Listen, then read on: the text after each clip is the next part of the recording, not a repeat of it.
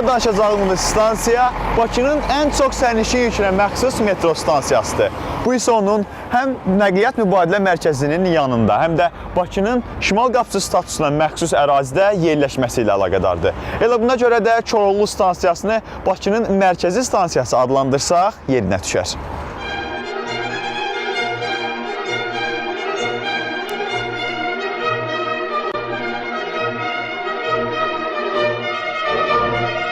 Əvvəllər Əzizbəyovun adını daşıyan bu stansiyaya sonradan xalq qəhrəmanı Koroğlunun adı verilir. Stansiyada içəri şəhərdəki kimi piramida formasındadır. Piramidanın hündürlüyü isə 20 metrdir.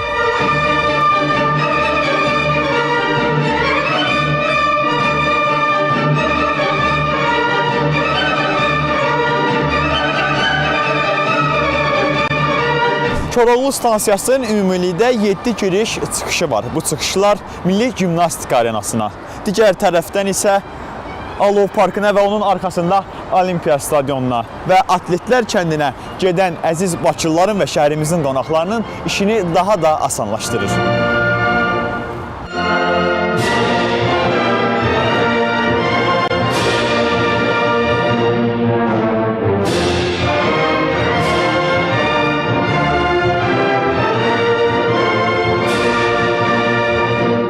2010-cu ildə əsaslı təmir edilərək yenidən qurulan stansiya 2011-ci ildə Prezident İlham Əliyev və 1-ci xanım Mehriban Əliyevanın iştirakı ilə müasir görkəmdə istifadəyə verilir.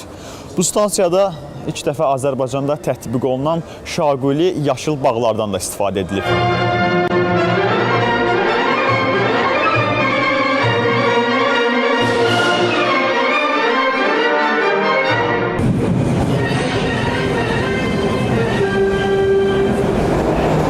Stansiyada səslənən əsər Azərbaycan musiqisinin ən məşhur əsərlərindəndir. Belə ki, qatar stansiyaya çatan zaman Üzeyir Hacıbəylinin Koroğlu Verturasından fraqment səslənir.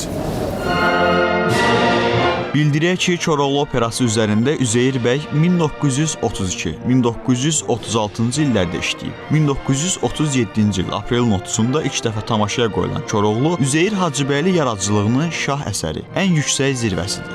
Onu da bildirək ki, Koroğlu operasını ümumdünya səviyyəsində məşhurlaşdıran melodik instrumental giriş hissəsi dahiyanə üverturası ilk quruluşunda olmayıb. Operanın premyerasından yalnız bir ildən sonra ərsəyə gəlib.